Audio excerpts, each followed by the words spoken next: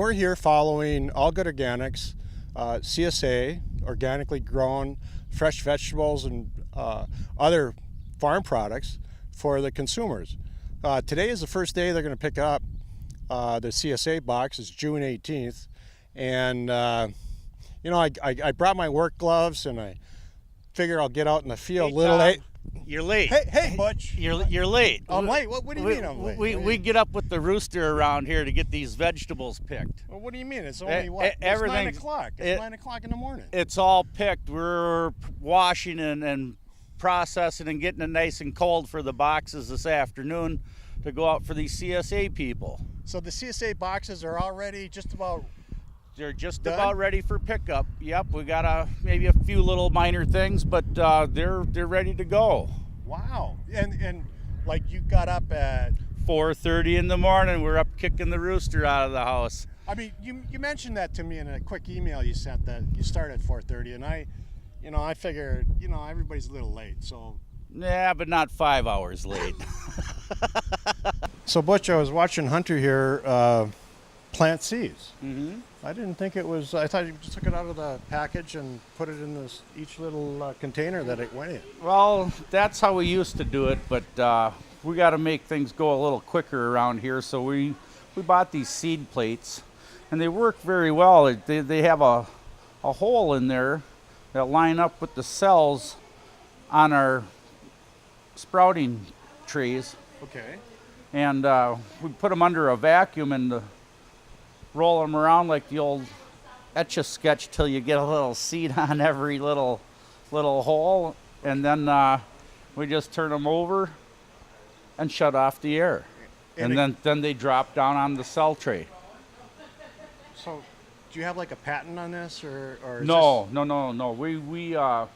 We buy these here trays. I'm trying to think who we bought them from, but you can buy these trays on the market. There's a few manufacturers that are making these. Okay, and all these little holes are pre-drilled to different trays? Or Yep, they make different size plates and different size holes, and for a variety of different, for your trays. They'll custom make them for you.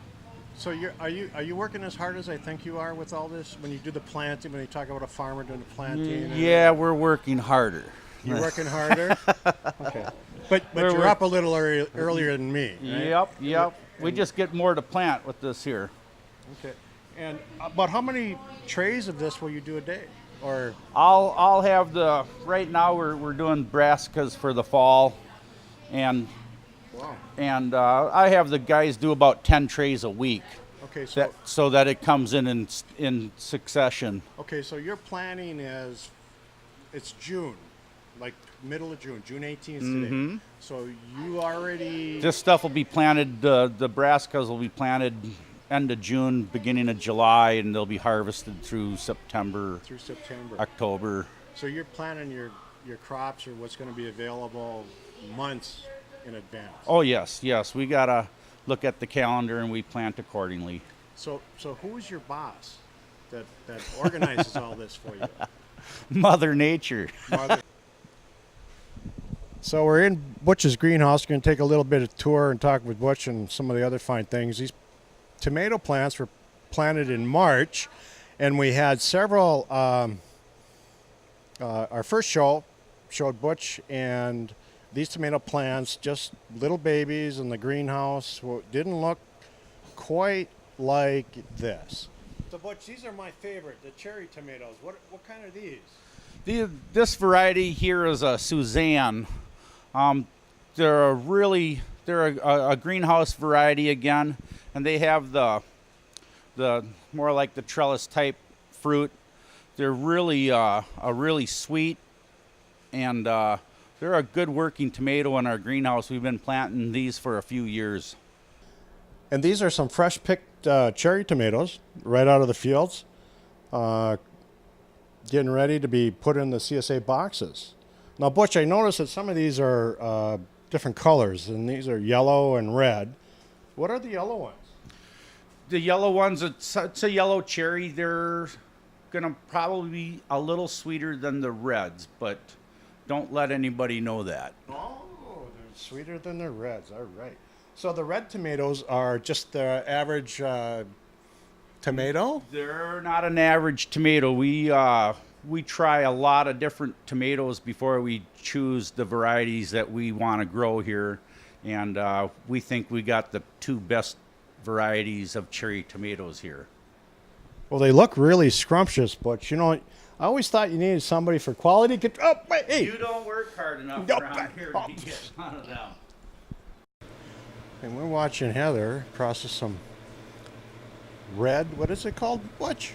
Red romaine. Red romaine for the CSAs today. They'll be picking up this afternoon. This was just picked this morning, right? Yep. Well, I was sleeping, right? While you were sleeping. Yeah, I was sleeping. With me are Jan, and Lori.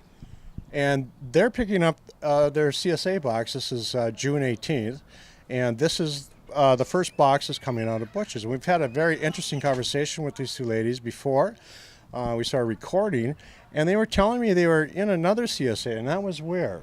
It was in Minneapolis. Minneapolis. Mm-hmm. And was the box and things like that, what you received here, similar to what you? I would say similar. We started, I think, a little bit earlier in the month of June, and I think we had the first season was really wet, and it was a late spring, so there was not a lot in the box, and I think there were some flowers in the box. Yeah. And that was part of it. You kind of have to roll with the farmers, With you the know, season, with the as they- season. and then how it Exactly. goes. Yeah. This is a greenhouse variety. It's called Cayman. It's a new out this year. I wanted to try to find a good slicing tomato that worked well in my greenhouse, and I think this one here is looking pretty good. Yeah, but how big is that? How much would that weigh? That tomato there is going to weigh 3/4 of a pound. These are a slicing cucumber. The variety is a Corinto.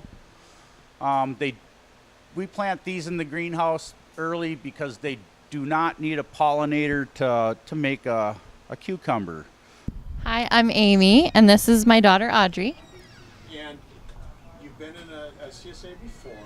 Absolutely. Yep, this is our 6th season as CSA members. 2nd season here at this particular farm. Oh, so you were with him last year. Yes. Yep. We were one of the founding members, we like to say. All right. Well, that's great. So you've been doing CSA for 6 years. Yes. What got you started with the CSA? My sister-in-law actually had a share and asked if we wanted to split it, and at the time we were just trying to eat more variety was really my first goal, and there were things that we couldn't get at the grocery store that we were getting from the CSA, so that's how we started. And then we just got so used to having such fabulous fresh food that I just couldn't go back to a grocery store. So, and do you have a problem with like the seasonal type things? No, that's really one of my favorite parts about a CSA is that everything is so seasonal, and you can kind of get excited about, the start of the season we get excited for asparagus and for radishes, and just when you think you can't eat another one is when you get into the big tomatoes and the more end of summer kinds of foods. And here's all my little CSA lovers. I need to know, what did you think about those tomatoes? Yeah, they're good. Audrey will eat those cherry tomatoes until they're gone. So was a price an issue for you for the CSA? No. We were maybe surprised about it at first until we did the math and figured out that you're paying for almost a year's worth of food. It's just at one time. So the number seems large a little bit until you spread it out over what you'd actually be spending. And we see a big cut in our grocery bill, our weekly bill, once we start getting our CSA veggies. So it offsets. That is cool. Would there be anything else you'd like to say about Butch and Christine's the CSA here? We have just been so pleased and excited about the fresh, fabulous quality food, and knowing that we're really supporting somebody that is a neighbor. We live just down the street, so we just feel really good about keeping all that money in our community and getting to eat really good food because of it. So Butch, I noticed you had a trailer here of different plants ready to look like they were ready to go in the ground. Yeah, they're getting close, Tom. These are our fall brassica transplants, or some of them. There's about 7,000 on this trailer here. They're going to be going in the ground in the next couple of weeks, and we're going to be growing them for our CSA boxes. They'll be in the later weeks or the fall boxes. There'll probably be some extras left over then for people that want to do some canning and sauerkraut or broccoli and all that good stuff. Cauliflower's on here. We got red cabbage. Cauliflower, that grows well in Minnesota?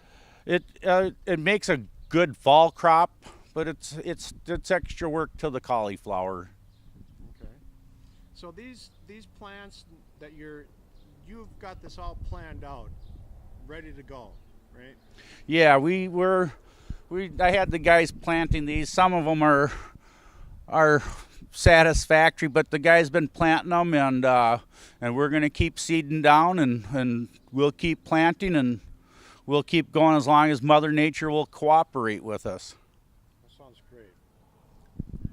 Yeah, this is our first box. Our CSA members get to have the pleasure of getting early tomatoes and cucumbers from the greenhouse. We got onions, romaine lettuce, radishes, kohlrabi out of the gardens already, and that's all in the box for this week.